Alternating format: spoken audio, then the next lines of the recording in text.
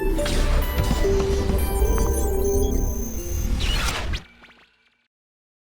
Institute of Directors Nigeria held its 35th annual general meeting to review activities and its financials for the year 2018. External auditors in their report said the institute kept proper books of account. In our opinion, the institute has kept proper accounting records, and the financial statements are in agreement with the records in all material respects and give in the prescribed manner the information required by the Companies and Allied Matters Act, Cap C20, Laws of Federation of Nigeria 2004, International Financial Reporting Standards, IFRS, and in compliance with the Financial Reporting Council of Nigeria Act, number 6, 2011.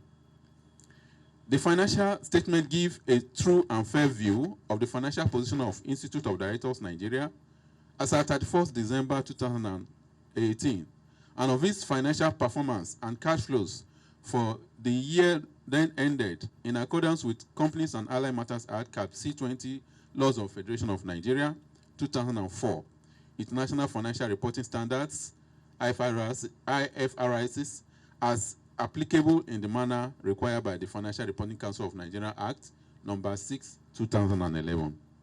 Report on other legal and regulatory requirements.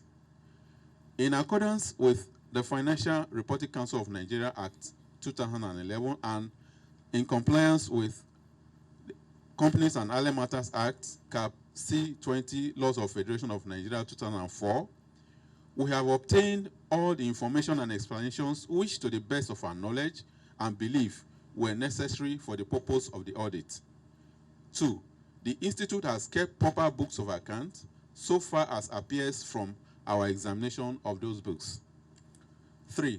The Institute's statement of financial position and the statement of income and expenditure are in agreement with the books of accounts and returns. Signed by Abiodun Arebi, FCA, for SIO Chartered Accountants, Lagos, Nigeria. The outgoing president, Alhaji Ahmed Rufai Mohammed, gave an insight into the outlook for the institute beyond 2019. These 2 years have been very exciting and challenging for me and my colleagues in the Presidium. But glory be to Almighty Allah and the cooperation and support of members of Council and the Executive Committee. We have performed to the best of our ability and feel confident that we can say, with all sense of humility and modesty, that we have delivered substantially on almost every promise that we made 2 years ago. Posterity will ever be the best judge. As the leader of the team that you see here on this podium, I feel quite fulfilled that I had worked with the dedicated and committed members of the Governing Council and members of the Executive Committee. I have received tremendous support and cooperation of almost every member of these two organs. I'm therefore grateful to every member of this organization, especially to my first Vice President, Chief Chris Okuno, and my second Vice President, Dr. Jemma, for their entire cooperation and support. I also thank our DG, Mr. Dele Alimi, and members of management and staff of Secretariat for their cooperation. As I prepare to disengage at the end of this year's AGM, in accordance with the provision of our Constitution, I leave the Institute feeling highly optimistic and confident that our incoming President and Chairman of Council will appreciate the legacies of all the past leadership of the Institute and will do everything possible to maintain and improve the standard of performance of the Institute beyond what it is today. IOD Nigeria is now in the limelight more than it has ever been. It has positive image and goodwill of many of its members and general public. And as Nigeria's regulators rise more to challenge of their mandate, the leadership of the Institute must try to match the expectation of the public on its role as the guardian of the conscience of all stakeholders of the Commonwealth in both our private and public sectors. IOD of tomorrow will be expected to be more active in promoting constructive engagement with those stakeholders, especially its member directors, who will face significant challenges in their governance roles. As an MBO, our desire to satisfy the needs and expectations of our members and surpass these expectations has been strengthened by the empowerment and strengthening of the capacity of the Secretariat. The incoming leadership and management must accordingly work in harmony to consolidate the modest achievements of the past. We must build an institute that rests on the efficiency and effectiveness of its systems and not on any individual's ability or desire. This is the only sustainable model for it to survive and to excel in the dynamic economic and socio-political environment that we have found ourselves. I thank you very much, ladies and gentlemen. Alhaji Rufai Mohammed speaks further on the achievements of his 2-year tenure. And let me say that nobody can be, singularly say that I am responsible for what we have done. It has been a teamwork. I've done so well. Myself and my team have performed very credibly. We have set out at the beginning of this administration an agenda, and I want to say we have achieved at least 80% or more of what we say we are going to do. The most important of that agenda is the charter bill. Today, IOD charter bill is currently now with Mr. President. Barring any untoward or unexpected development, the President is going to sign this bill, assent to it, and we'll be having a chartered IOD Nigeria immediately.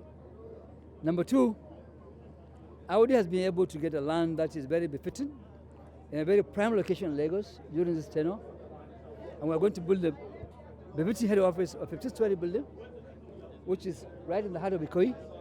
That is expected to be approved by the governor as he has promised earlier.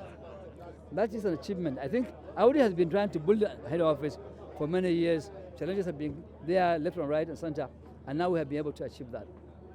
The most important, let me say this, and that's what we stand for really, is advocacy in corporate governance. And corporate governance entails many elements. And the most important of these elements, as far as I'm concerned, is ethical behavior, okay? Moral and financial. Council during this time has been able to approve a new code of ethics for the IOD. That code of ethics will be in place as soon as possible. In fact, the intention of IOD is to see that national code is made a national code if possible. Just the way that, maybe like the way that National Code of Corporate Governance have been introduced. These 3 key issues, I think they have been so important. They are very key for us. We have achieved them. And of course, the most important again is the stability of Secretariat. You can't be able to move any forward unless you have a very well-structured and well-organized body that will be able to administer everybody, make sure that we push ourselves forward. And I want to say that we have successfully established a Secretariat manned now by people who are very competent, okay, and they are knowledgeable about this. The DG has come in, other members of management are in place, and we are moving forward. As I said from the beginning of my administration, we want to create an institution, not an institution that is attached to any individual. We want to make sure IOD today stands on its own and is organized in that way and manner. With the 2-year tenure of the Ahmed Rufai Mohammed-led IOD Nigeria elapsing, expectations are high that the incoming leadership of Chief Chris Okonwo as the 16th president will take the institute to greater heights.